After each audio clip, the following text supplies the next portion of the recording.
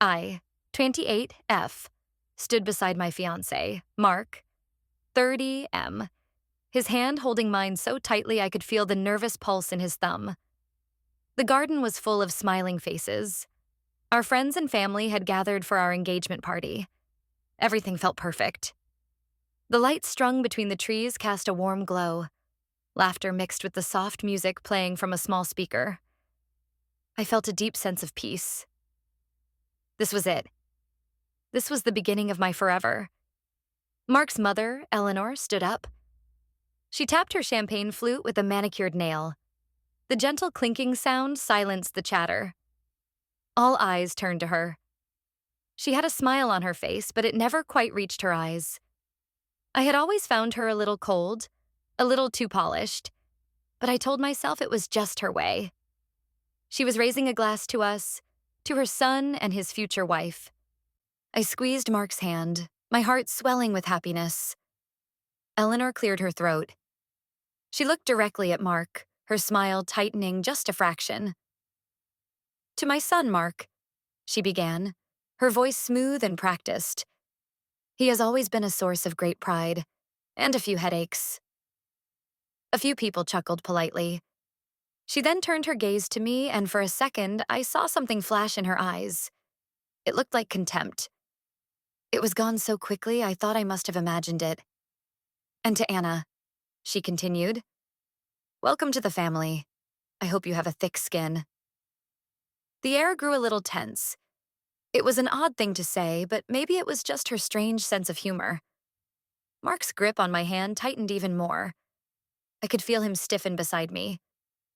He knew his mother better than I did. He knew what she was capable of. I gave him a small, reassuring smile, trying to silently tell him it was okay. She was just being dramatic. Then Eleanor turned her eyes back to her son, a cruel little twist to her lips.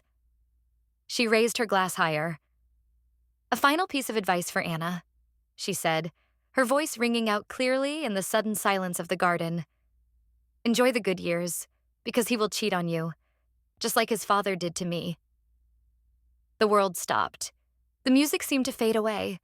The warm glow of the lights felt harsh and interrogating. Every single guest stared, their smiles frozen on their faces. I felt the blood drain from my own face. I looked at Mark. He was completely frozen. His eyes were wide with a kind of horror I had never seen before. His hand, still holding mine, was cold and clammy. He was not breathing. He just stood there, a statue carved from shock and shame. My own mind was a whirlwind. Did she really just say that? In front of everyone? Our friends? My parents? It couldn't be real. It had to be a joke. A twisted, horrible, unspeakably cruel joke. I looked at Eleanor. She was sipping her champagne, a look of serene satisfaction on her face. She had thrown a bomb into the middle of our perfect evening and was now enjoying the fallout. That was when the anger hit me. It was a cold, sharp feeling that cut through the shock. How dare she? How dare she do this to Mark? How dare she do this to me? How dare she ruin this moment with her own bitterness and poison? I felt my spine straighten. I looked from her smug face to Mark's shattered one. He was still frozen, unable to speak, unable to move. Someone had to do something. Someone had to take control of this nightmare. And it was very clear that person had to be me. I gently pulled my hand from Mark's. I took a step forward. I picked up my own champagne flute from the table. I held it up, my hand surprisingly steady. Every eye in the garden was on me. I could feel their pity, their shock, their morbid curiosity. I ignored it all. I looked directly at Eleanor, my future mother-in-law, and I smiled. It was a small, tight smile, but it was a smile nonetheless. "Thank you, Eleanor," I said, my voice clear and calm. It didn't even tremble. "Thank you for that incredibly honest and vulnerable toast." I paused, letting the words hang in the air. I saw a flicker of confusion in her eyes. This was not the reaction she had expected. She had expected tears or shouting or a dramatic exit. She had not expected calm defiance. It takes a lot of courage, I continued, my voice gaining strength, to air such painful family laundry in public. But I want you to know, it doesn't change a thing. I turned my smile to the stunned crowd. Mark and I believe in building our future on a foundation of truth, no matter how messy it is. So we appreciate you starting us off with such a bang. Then I turned to Mark. His eyes were still wide, but now they were fixed on me. I saw a flicker of something else in them. Gratitude, relief, awe. I raised my glass to him. To my fiancé, Mark, I said, my voice softening. I love you, all of you, and I am not scared of your past or your family's past. I am only excited for our future. I took a sip of my champagne. A few people started to clap, hesitantly at first. Then with more confidence. The horrible, thick silence was broken. My parents rushed to my side, their faces a mixture of fury at Eleanor and pride in me. Mark finally unfroze. He wrapped his arms around me and buried his face in my shoulder. I could feel him trembling. I'm so sorry, he whispered, his voice thick with emotion. I am so sorry. It's not your fault, I whispered back, holding him tightly. But we are going to talk about this later. Over his shoulder, I saw Eleanor. She was watching us, her face unreadable. She had lost control of the moment. I had taken it back. But I knew, with a certainty that chilled me to the bone, that this was not the end. It was just the beginning. The party was ruined, of course. People made their excuses and left quickly, their faces full of awkward sympathy. My parents stayed, their anger a protective shield around me. My father wanted to confront Eleanor directly, but my mother held him back. Not now, she said, her voice firm. Let Anna handle this her way. Mark's father, Richard, had simply disappeared. One moment he was standing near the grill, looking pale and ghostly, and the next he was gone. He had not said a word to anyone. Eleanor, for her part, acted as if nothing had happened. She moved among the few remaining guests, a gracious hostess making small talk, her smile perfectly in place. It was a masterful performance. It was also terrifying. Finally, it was just us. Me, Mark, my parents, and Eleanor. We stood in the wreckage of our beautiful party. My mother looked at Eleanor with undisguised contempt. I think you should leave, my mother said, her voice low and dangerous. Eleanor gave a little laugh, a sound like ice cubes clinking in a glass. This is my house, she said. We hosted this lovely party for the children. And you destroyed it, my father shot back. What you did was cruel and unforgivable. Eleanor just shrugged, a delicate lift of her shoulders. I believe in honesty, she said, looking at me. I thought Anna should know what she's getting into. Marriage is not a fairy tale. This isn't about honesty, I said, my voice still quiet, still controlled. This was about power. You wanted to hurt your son, and you wanted to humiliate me, and you did it in the most public way possible. She didn't deny it. She just smiled that cold, empty smile again. You're a clever girl, she said. Mark, aren't you going to defend your mother? Mark, who had been silent this whole time, finally looked at her. His face was pale, his eyes full of a pain so deep it made my own heart ache. There is no defense for what you did, Mom, he said, his voice barely a whisper. There is no defense. For the first time, a crack appeared in Eleanor's perfect facade. A flicker of real anger, real hurt flashed in her eyes, but it was gone as quickly as it came. She smoothed down her silk dress. Well, she said briskly, I can see everyone is overtired. We can discuss this another time. And with that, she turned and walked back into the house, leaving us standing in the ruined garden. My parents hugged me tightly. Are you sure you want to marry into this family? My father asked, his voice full of concern. I looked at Mark. He looked broken, but he was looking at me, his eyes pleading. He needed me, and I loved him.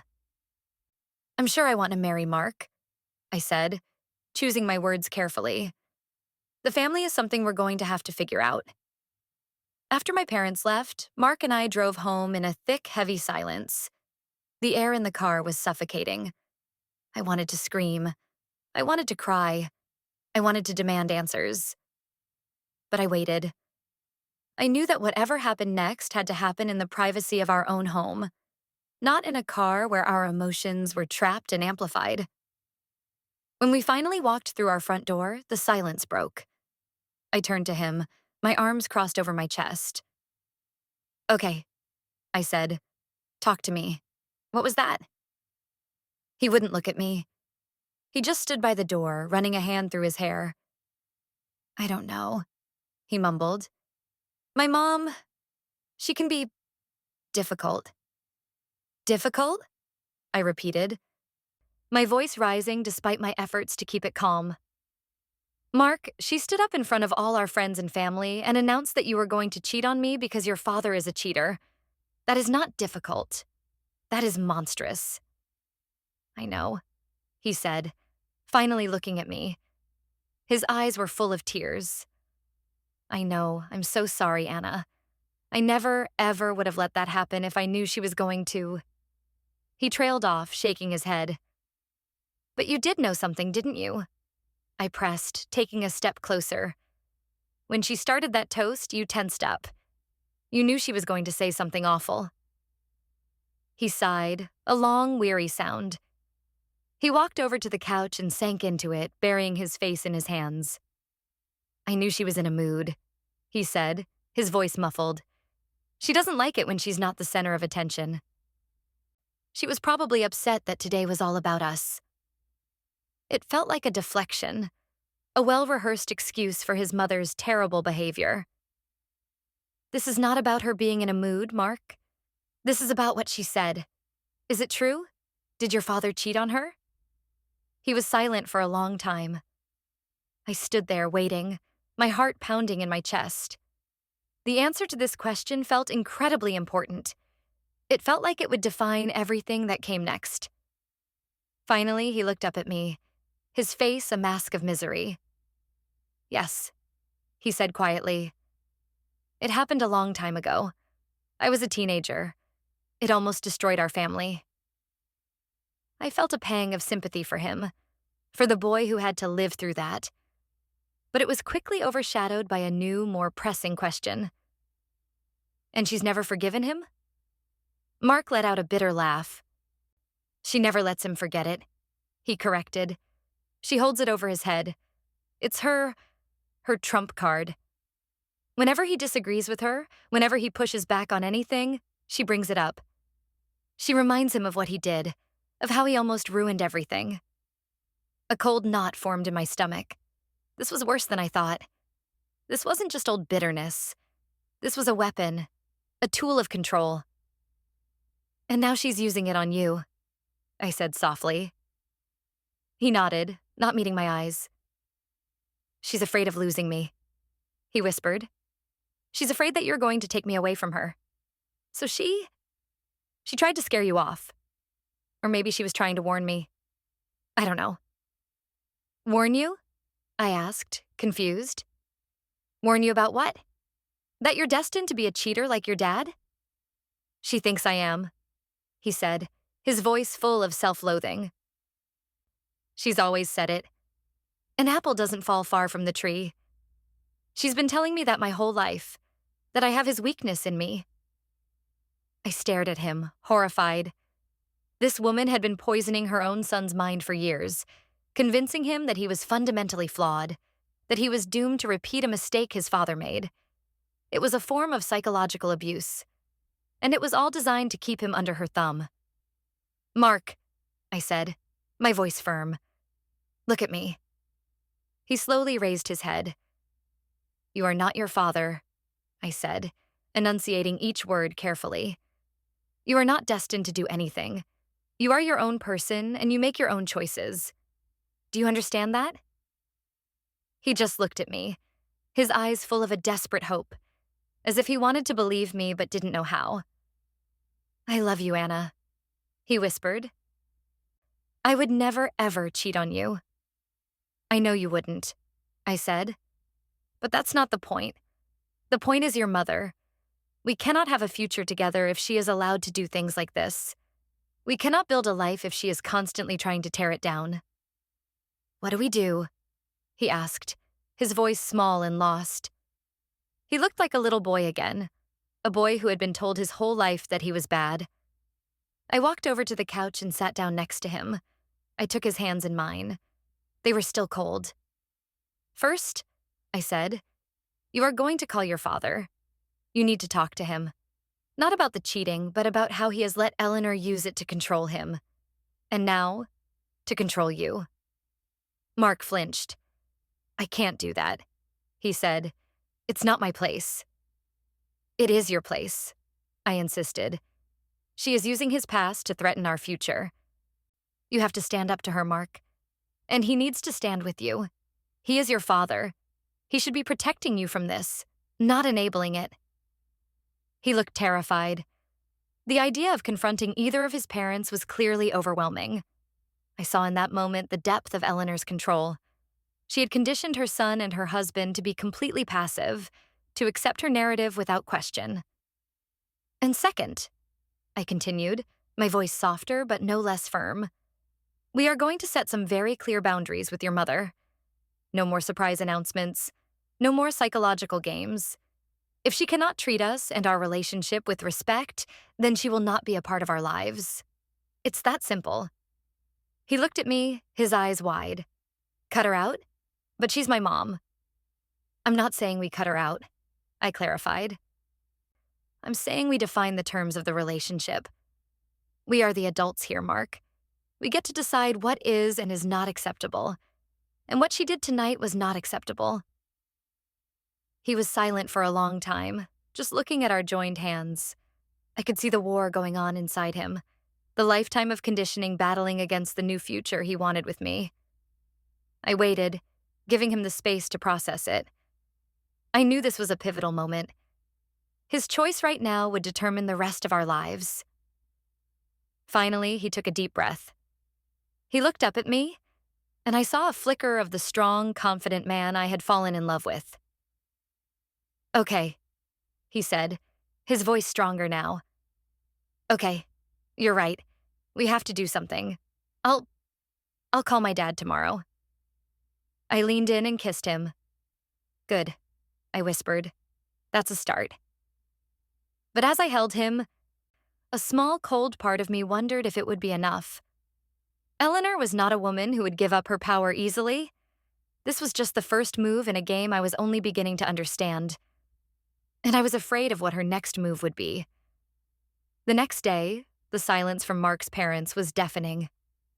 I expected a phone call, maybe an apology from Richard, or a self-serving justification from Eleanor. We got nothing. It was as if the party and the monstrous toast had never happened. Mark paced our living room all morning, his phone in his hand, his thumb hovering over his father's contact. "Just call him," I urged gently. "The longer you wait, the harder it will be." "What do I even say?" he asked, his voice strained. "Hey, Dad. Sorry Mom publicly accused you of being a cheater and me of being a future one.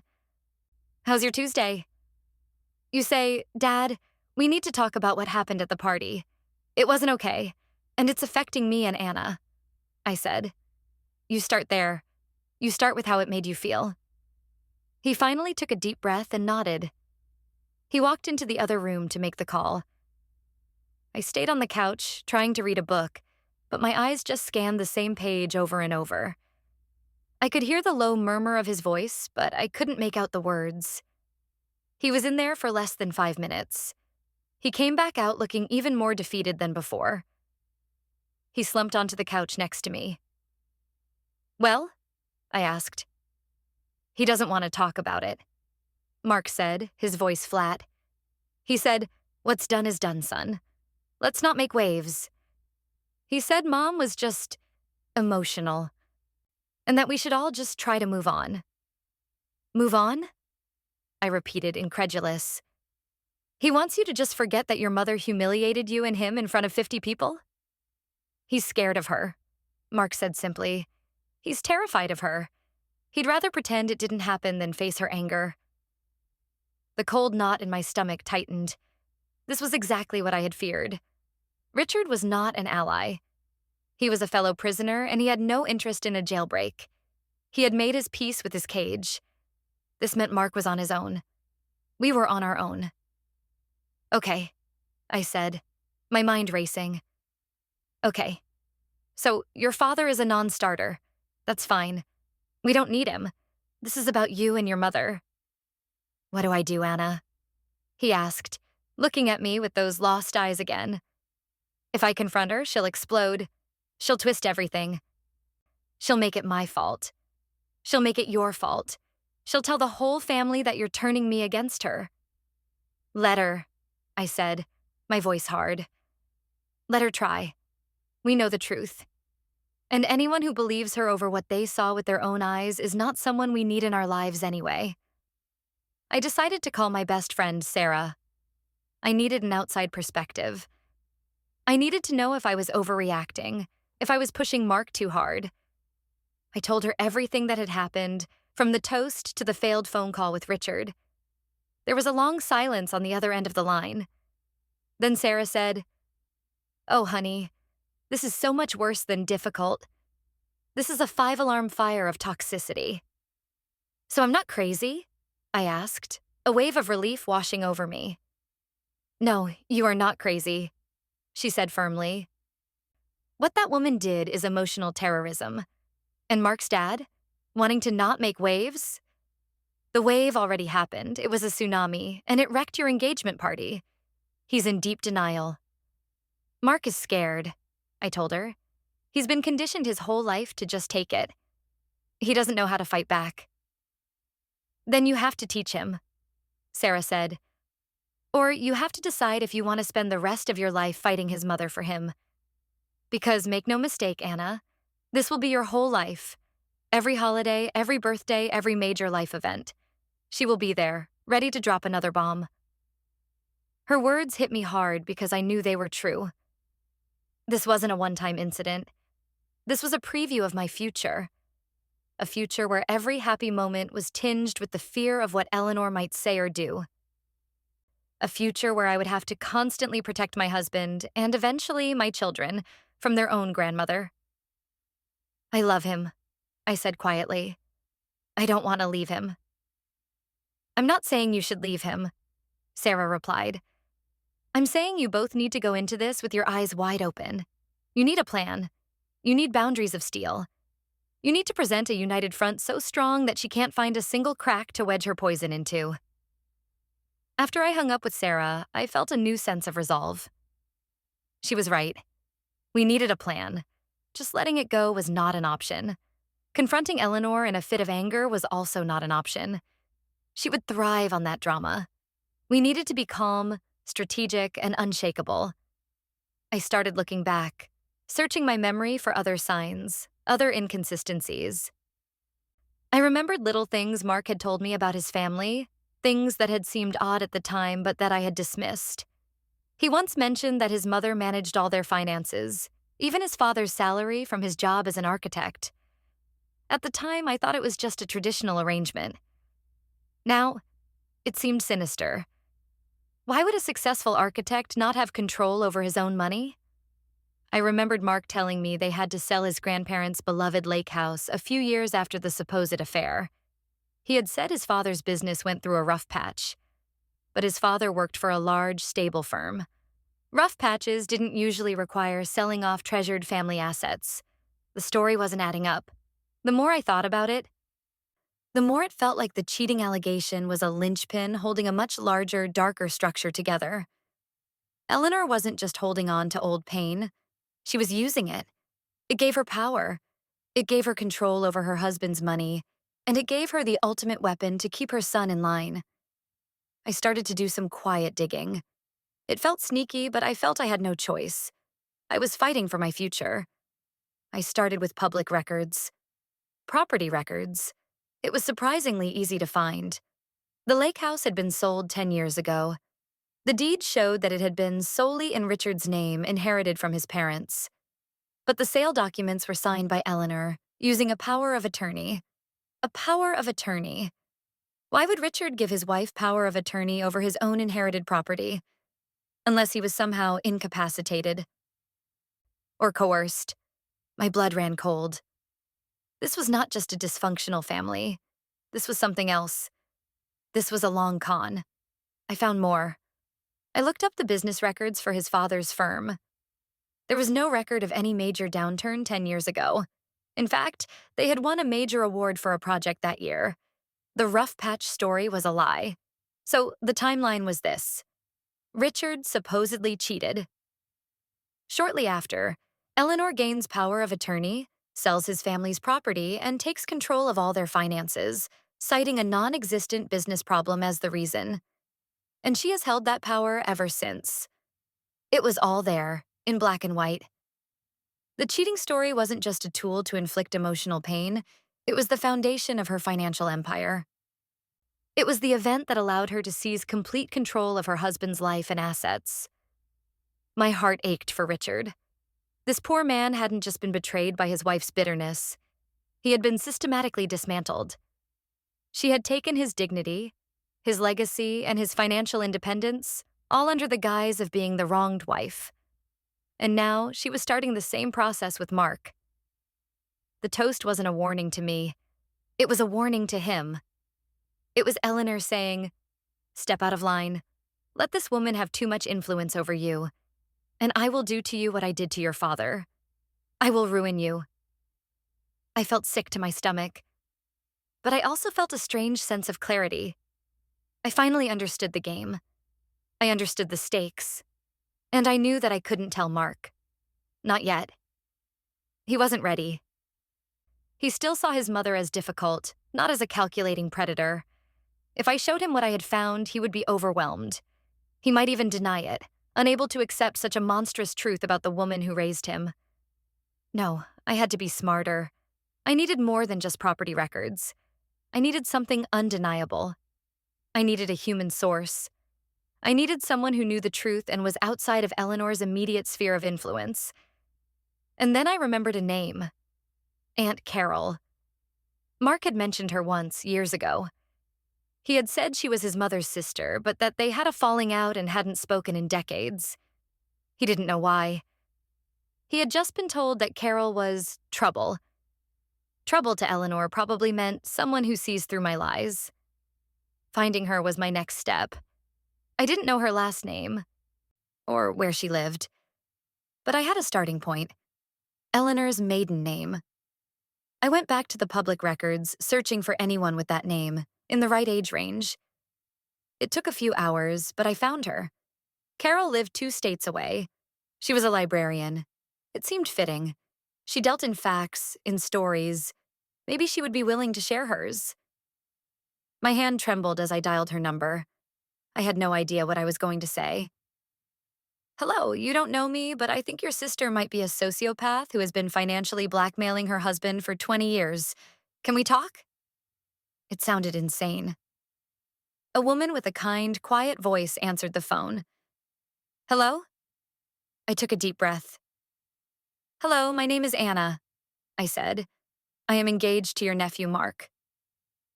There was a long pause on the other end of the line. I thought she might hang up. "Mark?" she finally said, her voice full of a soft surprise. "My goodness, how is he?" He's good," I said. "He's a wonderful man." "I'm sure he is," she said warmly. Eleanor always did have a way of producing one perfect thing amidst the chaos. The comment was pointed, but not unkind. "I know this is a strange call," I began, my heart pounding. "And I know you and your sister are not in contact. But something happened, and I have some questions. I was hoping you might be able to help me understand some of the family history." "What happened?" Carol asked, her voice instantly sharpened with concern. I told her. I told her about the engagement party, about the toast, about the exact words Eleanor had used. I told her about Mark's frozen horror and Richard's silent disappearance. I told her everything. When I was finished, there was another long silence. Then Carol let out a long, weary sigh.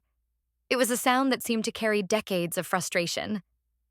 "So she's still using that old lie," she said, her voice heavy with sadness. I wondered if she ever would. I guess Mark was the next logical target. "Lie?" I repeated, my breath catching in my throat. "You mean, it's not true? Richard never cheated?" "Of course he didn't," Carol said, her voice full of a sudden, sharp anger. "Richard has never looked at another woman in his life. He adores Eleanor, God help him. He always has. That was the problem." I felt dizzy. I sat down heavily on the couch. "I don't understand," I whispered. "Then why? Why would she make that up?" "Money," Carol said simply, "and control. It's always about money and control with Eleanor. She wanted what my brother-in-law had.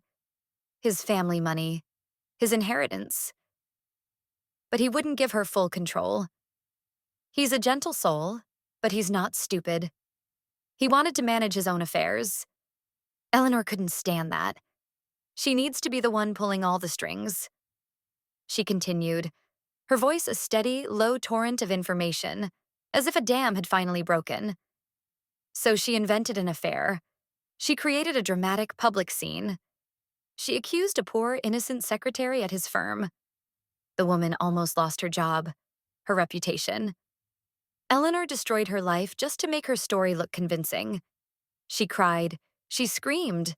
She played the victim so perfectly that everyone believed her, especially Richard." "He believed her?" I asked, stunned. "He didn't know what to believe," Carol explained. "She was so convincing, so hysterical. She planted seeds of doubt. And Richard is a man who avoids conflict at all costs. It was easier for him to believe he had done something wrong, to accept the blame than to fight her.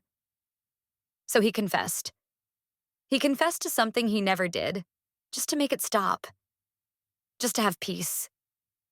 My mind was reeling. This was a level of manipulation that was almost beyond comprehension. She had gaslit her own husband into believing he had betrayed her, all as part of a calculated financial takeover. "And once he confessed," Carol went on, her voice grim, "she had him. She said she could only forgive him if he proved his devotion, if he showed her that he was truly sorry. And the way to do that was to give her control of everything, to put his financial life in her hands as a gesture of trust. He was so broken, so full of guilt for a crime he didn't even commit, that he agreed. He signed the power of attorney. He handed her his inheritance, his salary, his future. And he's been her prisoner ever since." "The lake house," I breathed. "She sold it a week later," Carol confirmed. "Said they needed the money because of Richard's irresponsible behavior. It was a lie.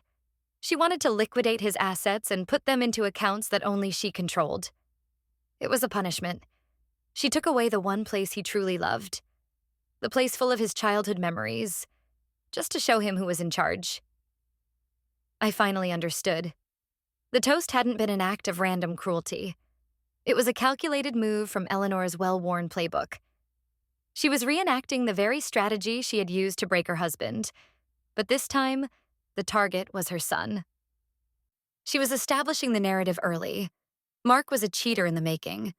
I was a future victim. It was a threat, a prophecy, and a trap, all in one. She was setting the stage to control our marriage, our finances, our entire lives, just as she had done with her own. "Why did you and she have a falling out?" I asked, though I thought I already knew the answer. "Because I was the only one who didn't believe her," Carol said. "I knew my sister. I knew what she was capable of. I told Richard he was being played. I begged him not to sign those papers. Eleanor found out. She told me I was a jealous, bitter spinster who was trying to ruin her marriage. She turned the whole family against me. She made me a pariah. It was easier for them to believe her story than to confront the ugly truth about what she really is." "I am so sorry," I said, my voice thick with emotion. Sorry for her. Sorry for Richard. Sorry for the young Mark who grew up in that house of lies. Don't be sorry for me, Carol said, her voice surprisingly strong. Be angry and be smart. She has underestimated you, Anna. She thinks you're just some pretty little thing that she can scare off. You need to show her how wrong she is. How? I asked desperately. What can I do? It's my word against hers. Mark will never believe this without proof. There was a pause. Then Carol said, I might have something. After she kicked me out of her life, I did some digging of my own. I was so angry. I wanted to expose her. I hired a private investigator. My heart leaped into my throat. What did you find? He found the secretary, Carol said. The woman Eleanor accused? She was living in another state, trying to rebuild her life. She was terrified, but she was willing to sign a sworn affidavit stating that she never had an affair with Richard and that Eleanor had threatened her to keep quiet. I also have copies of Richard's financial statements from before and after the affair. They show a healthy, thriving portfolio, and then a sudden, complete transfer of all assets to Eleanor. There was no rough patch. It's all there in black and white. Proof. She had proof. Real, undeniable proof. I never used it, Carol said sadly. I realized that even with the proof, Richard would have to be the one to press the issue. He would have to be willing to leave her, to fight her. And I knew he would never do it. He was too far gone. So I put it all away in a box. I saved it. I don't know why. Maybe I thought that one day someone might need it. Someone strong enough to use it. I need it, I said, my voice shaking with a mixture of fear and adrenaline. Carol, I need it, for Mark's sake. I know you do, she said gently. I'll overnight it to you. But Anna, you must be careful. When a cornered animal is about to be exposed, it is at its most dangerous. Eleanor will not go down without a fight. She will try to destroy you. Let her try, I said, my voice steely. She's been destroying this family for 20 years. It's time someone fought back. We talked for another hour.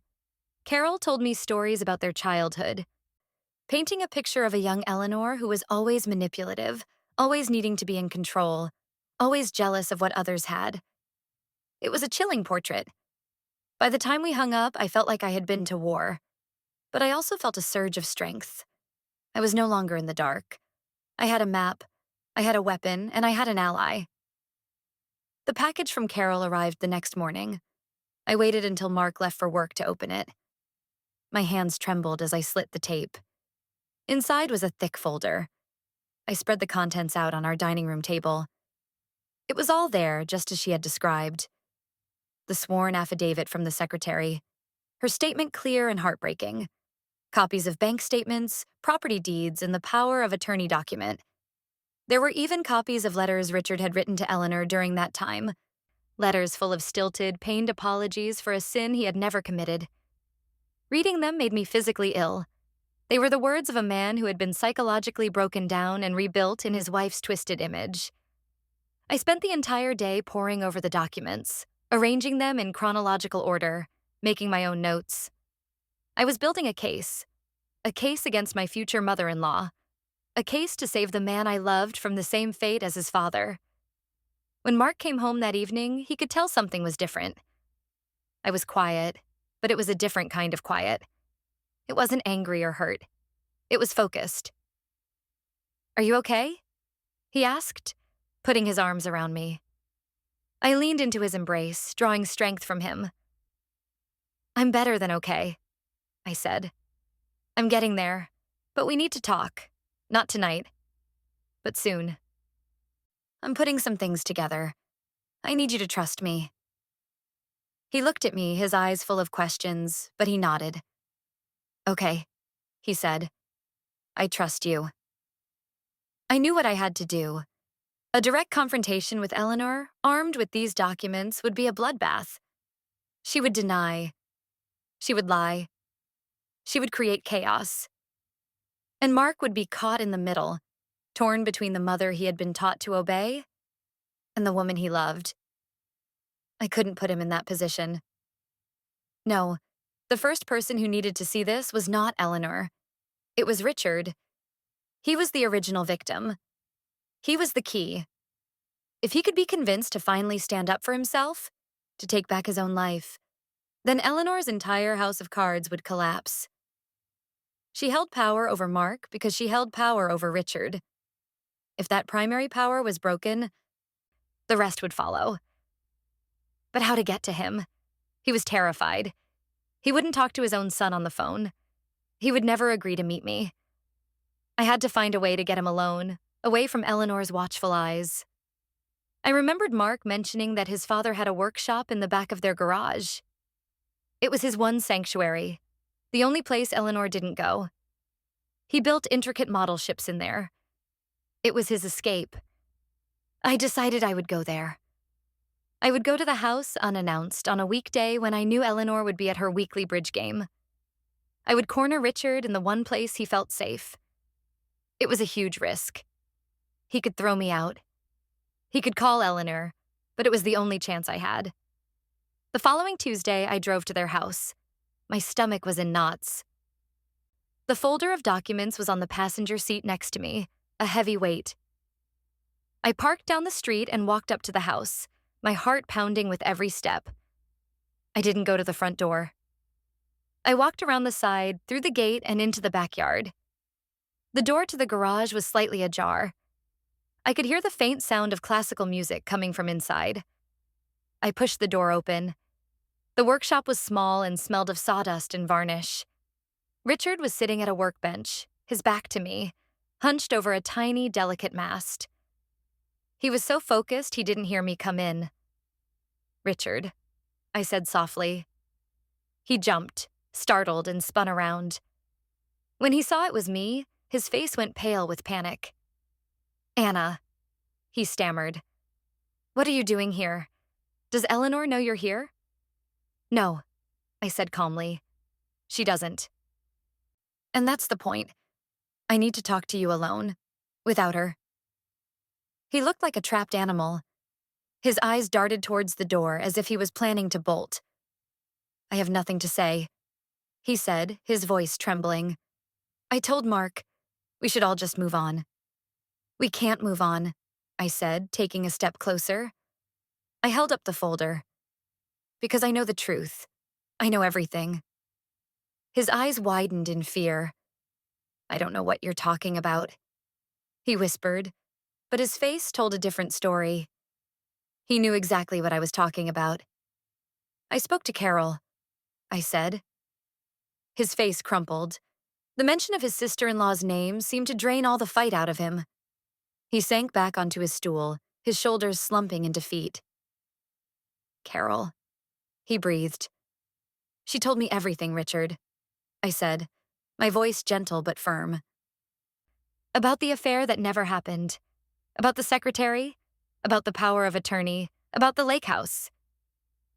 I walked over to the workbench and laid the folder down. I opened it. "And she gave me these." He stared at the papers, at the affidavit, at the bank statements, at his own handwriting on those coerced letters of apology. He didn't touch them. He just stared, as if he was looking at the ghost of the life he had lost. "She has controlled you for 20 years with a lie," I said. "She broke you. She took everything from you. Your money, your legacy, your dignity, and you let her." A single tear rolled down his cheek. He didn't wipe it away. "What was I supposed to do?" he whispered, his voice choked with a pain that was 2 decades old. "She was so angry, so hurt. I just wanted to make it stop. I just wanted peace." "That wasn't peace, Richard," I said. "That was surrender. And look what it cost you. Look what it's costing your son. She's doing it again. To Mark. She stood up at our engagement party and started the narrative. She is laying the same trap for him that she laid for you. Are you going to let that happen? Are you going to stand by and watch her destroy his life too?" He looked up at me, his eyes full of a profound, bottomless sadness. I'm weak, he said. She's strong. I can't fight her.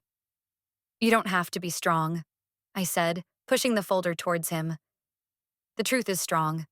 This is the truth. All you have to do is be willing to speak it. For Mark.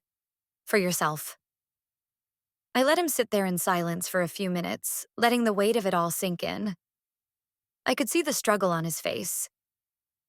The fear was immense, a lifetime of it. But I could also see a tiny spark of something else, a flicker of the man he used to be, a man who loved his son. What do you want me to do? He finally asked, his voice barely audible. I want you to be there, I said. Mark and I are going to confront her. We are going to set new terms for our relationship with her. And we need you to be in the room. We need you to back us up. When she tells her lies, we need you to tell the truth. That's all. You don't have to fight. You just have to stop being silent. He stared at the model ship on his workbench, at its perfect, fragile rigging. It was a world he could control, a world that made sense. The real world had been stolen from him. Maybe, just maybe, he was finally ready to try and get a piece of it back. She'll be home soon, he said, not looking at me. I know, I said. I'll go, but think about it, Richard. Think about the life Mark deserves to have. A life free from this poison. You're the only one who can help us give that to him. I closed the folder and pushed it firmly into his hands. You keep these. They belong to you. I turned and walked out of the workshop, leaving him alone with the truth. I didn't know if I had gotten through to him. I didn't know if he would find the courage. But I had planted the seed. Now I just had to hope it would grow. That night, I told Mark everything. I sat him down on the couch and I walked him through the entire story, from my suspicions to the public records to the phone call with his Aunt Carol. He listened in stunned silence, his face growing paler with each new revelation. He didn't interrupt. He just let me talk. When I was finished, he just sat there, staring at the floor. He looked like his entire world had been shattered. The story of his family, the image of his parents, the very foundation of his life had been built on a monstrous lie. I don't believe it, he whispered, but there was no conviction in his voice. It was the desperate denial of a man in shock. I know it's a lot to take in, I said gently. I know it's horrible, but you know it's true, don't you? Deep down, it makes sense of everything. Her control, your father's fear, the way she's always held that story over your heads. He looked up at me, his eyes swimming with tears. My whole life, he said, his voice cracking. My whole life I've felt guilty. I've felt ashamed of my father. I've been afraid that I was like him. And it was all a lie? She made it all up? Yes, I said. She made it all up, to control him and to control you. He buried his face in his hands and began to sob. Not quiet tears, but deep, wrenching sobs of a grief that had been suppressed for a lifetime. The grief for a father he had misjudged. The anger at a mother who had betrayed him in the most profound way imaginable. I held him, letting him cry it all out. There was nothing else I could do. It took a long time for him to calm down. When he finally looked up, the grief in his eyes had been replaced by something new. A cold, hard anger. What did she do to him? He said, his voice low and raw. What did she do to us? She took his power, I said, and she's trying to take yours, but we're not going to let her. What do we do? He asked, his voice filled with a new, steely resolve. The lost little boy was gone. In his place was a man who had just had his eyes opened, a man who was ready to fight. We end it, I said. We set up a meeting. You, me, your mom, and your dad. And we lay it all out. No more secrets, no more lies. He won't come, Mark said, shaking his head. Dad will be too scared. I think he might, I said. I went to see him today, Mark. I showed him the proof. I left it with him. Mark stared at me, his eyes wide with disbelief. You saw him? Alone? I had to, I said. He needed to see the truth without her there to twist it. I don't know if he'll have the courage to stand with us, but I think there's a chance. I saw it in his eyes. Mark stood up and started pacing the room, a new energy coursing through him. It was the energy of righteous anger. She is not going to do this to us, he said, more to himself than to me. She is not going to ruin our life. I won't let her. He stopped and looked at me. When do we do this? Soon, I said. We'll call her tomorrow. We'll tell her we need to have a family meeting. This weekend. The next day, Mark made the call. I stood beside him, holding his hand. His voice was firm, betraying none of the turmoil he was feeling. Mom, he said, Anna and I need to talk to you and Dad. We're coming over on Sunday at noon. We need to discuss what happened at the party and some other things. It's not a request. I could hear her voice on the other end, sharp and questioning. He just repeated himself. Sunday at noon. We will see you then. He hung up before she could argue. He turned to me, his face set. It's done, he said. The days leading up to Sunday were the longest of my life. We barely spoke. We just existed in a state of tense anticipation. We were a team, preparing for the biggest battle of our lives. I didn't know if Richard would show up. I didn't know how Eleanor would react. I just knew that by the end of the day on Sunday, everything would be different. For better or for worse. On Sunday morning, we drove to his parents' house. The same house where our engagement party had turned into a nightmare just a week earlier. This time, we weren't coming as happy guests. We were coming as reluctant soldiers. Eleanor opened the door before we even rang the bell. She was dressed in a pristine white pantsuit, looking every inch the elegant, untouchable matriarch. Her smile was brittle. Mark, Anna, she said, as if nothing was wrong. Come in. I've made lemonade. We walked into the living room. It was immaculate, a perfect magazine spread of a room. There was no sign of Richard. My heart sank. He wasn't going to do it. He had lost his nerve. Where's Dad? Mark asked, his voice tight. Oh, he's puttering around in his workshop, Eleanor said dismissively. He wasn't feeling very social, so it's just the three of us. Have a seat. She gestured to the pristine white couch. We remained standing. No, Mark said. He needs to be here. This conversation involves him. Eleanor's smile faltered. Mark, don't be difficult. Your father doesn't want to be involved in any unpleasantness. It's a little late for that, Mom, Mark said, his voice cold. Just then, the door from the garage opened. Richard walked into the room. He was holding the folder I had given him. His face was pale and he looked terrified, but he was there. He walked over and stood next to his son, not looking at his wife. Eleanor stared at him, her eyes narrowing. She then looked at the folder in his hand. I saw a flicker of genuine fear in her eyes for the first time. She knew. She knew we had found her out. Richard, she said, her voice dangerously sweet. What is this? What have you been talking to them about? Richard didn't answer. He just clutched the folder tighter. Mom, sit down, Mark said. It was a command, not a request. Eleanor, for once, seemed at a loss. The script had changed. Her actors were not saying their lines. She slowly sat down in her armchair, her back ramrod straight. Mark and I sat on the couch opposite her. Richard remained standing, a silent, trembling sentinel by the fireplace.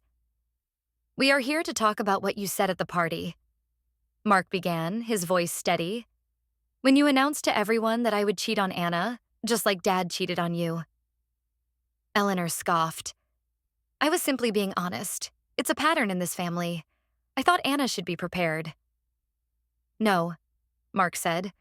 You were lying, and you have been lying for 20 years. The color drained from Eleanor's face. I don't know what you mean, she said, her voice a little shaky. We know, Mom, Mark said, his voice gaining power. We know everything. We know Dad never cheated on you. Eleanor shot a venomous look at Richard. Richard, have you been filling their heads with nonsense? After everything I've done for you? After I forgave you? There was nothing to forgive, a quiet voice said. We all turned. It was Richard. He was looking directly at his wife, his eyes full of a sorrowful resolve. I never cheated on you, Eleanor. We both know that. Eleanor gasped, clutching her chest in a theatrical gesture. How can you say that? After you confessed? After you begged for my forgiveness? You broke me, Richard said, his voice stronger now, fueled by decades of suppressed truth. You screamed and you cried and you accused. You made me believe I was a monster. It was easier to confess than to keep fighting you. But it was never true. He's a liar, Eleanor shrieked, pointing a trembling finger at him. He's a weak, pathetic liar, and he's trying to turn my own son against me. No, Mom, Mark said calmly. We have proof. He nodded to his father. Richard opened the folder. He took out the sworn affidavit from the secretary. He walked over and placed it on the coffee table in front of Eleanor. This is from the woman you accused, he said.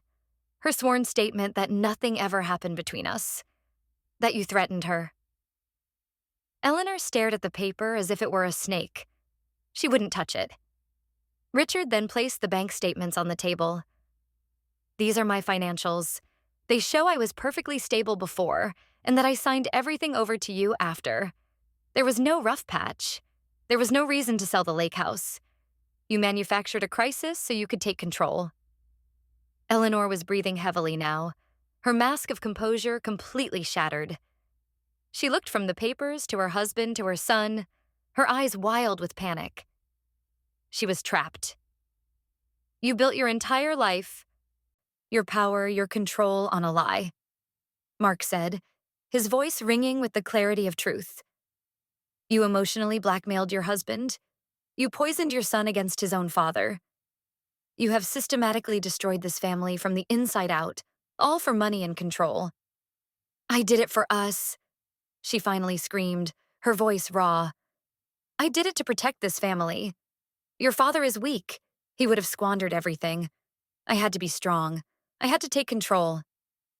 You didn't protect us, Richard said, his voice full of a sudden, quiet authority. You imprisoned us. That was it. That was the moment the spell broke. Eleanor stared at her husband, the man she had dominated for 2 decades, and saw that he was no longer afraid of her. He had taken his power back.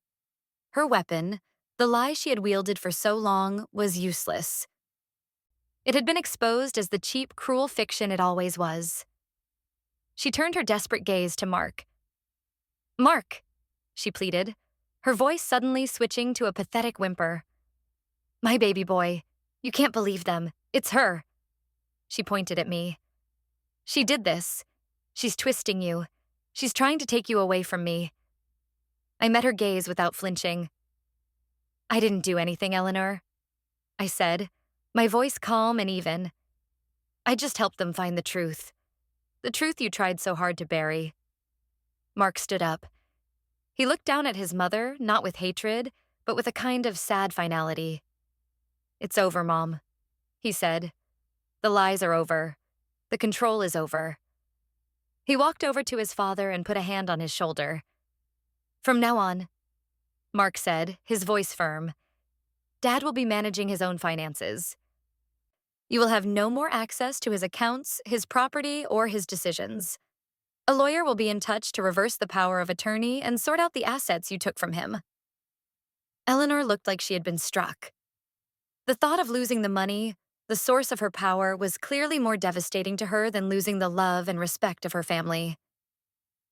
And as for us, Mark continued, turning back to her, Anna and I will be taking a very long break from you. We need to heal from the damage you have caused. We will not be seeing you. We will not be speaking to you. When and if We are ready to have a relationship with you again. It will be on our terms, and it will be based on honesty and respect, things you know nothing about. Eleanor just sat there, small and defeated in her big armchair. The powerful matriarch was gone. In her place was just a bitter, lonely woman who had sacrificed everything for a power that had just evaporated into thin air. "Let's go," Mark said. He, his father, and I walked out of that room, leaving her alone with the wreckage of the world she had built. As we walked out the front door into the sunshine, I saw Richard take a deep breath, as if he was breathing free air for the very first time in 20 years. We hadn't just won a battle. We had liberated a prisoner. And we had saved ourselves. In the weeks that followed, the fallout was swift and decisive. Richard, with Mark's help, hired a forensic accountant and a lawyer.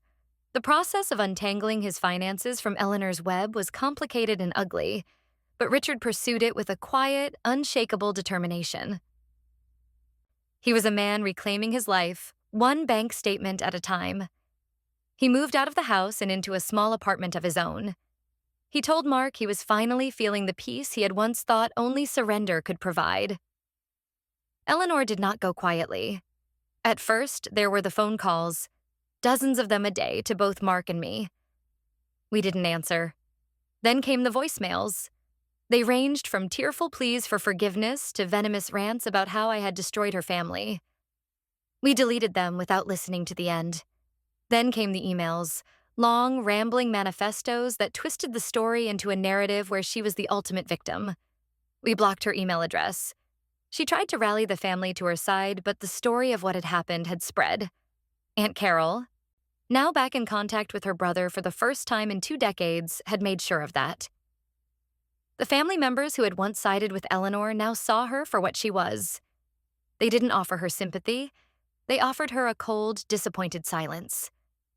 Her social standing, which she had prized so highly, crumbled. She was isolated, left alone with nothing but the money she had fought so hard to control. Money that was now being legally reclaimed by its rightful owner. One afternoon, Mark and I met his father for lunch. It was the first time I had seen Richard smile. A real, genuine smile. He looked 10 years younger. He was talking about his model ships, about a trip he was planning to take, about reconnecting with his sister. He was a man rediscovering himself. "I want to thank you, Anna," he said, looking at me across the table. "You gave me back my life. I was too afraid to take it myself." "You were the one who had to walk through the door, Richard," I said. "You were braver than you know." Later, Mark and I talked about our own future. We decided to postpone the wedding for a while.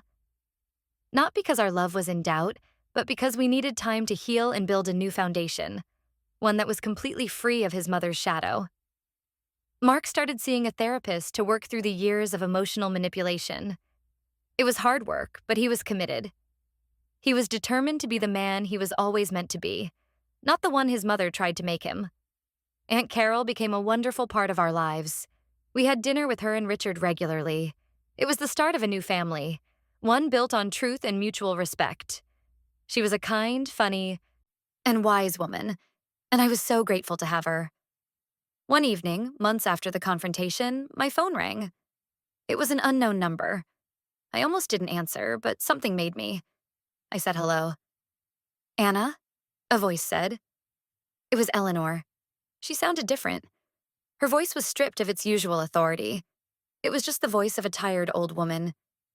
"What do you want, Eleanor?" I asked, my voice flat. I wanted to say, "I'm sorry," she stammered. The words seemed to physically pain her. I was wrong. I was silent for a moment. A part of me, a small, naive part, wanted to believe her. But I knew better. This wasn't a real apology. This was a tactic. This was her last, desperate attempt to find a way back in, to regain some small measure of control. "Why are you telling me this, Eleanor?" I asked. "Because I'm alone," she whispered, and for the first time I heard a note of genuine self-pity in her voice. "Richard is gone. Mark won't speak to me. I have no one." I felt a brief flicker of pity for her, but it was quickly extinguished by the memory of what she had done. She was alone because she had pushed everyone away with her cruelty and her lies. She was living in a prison of her own making. I know, I said. Goodbye, Eleanor. I hung up the phone, and then I blocked the number. I looked over at Mark, who was reading on the couch. He looked up and smiled at me. It was a peaceful, happy smile. The kind of smile I hadn't seen on his face until his mother was no longer in our lives. We were free. Eleanor had tried to write a story for us, a tragedy of betrayal and mistrust, just like the one she had written for her husband. She wanted a daughter-in-law she could break and a son she could control. Instead, she got the one who handed her prisoners the key to their own cells. She had spent a lifetime building walls, and in the end, she was the only one trapped inside them. We were on the outside, in the sun, ready to start our own story, on our own terms. And it was going to be a beautiful one.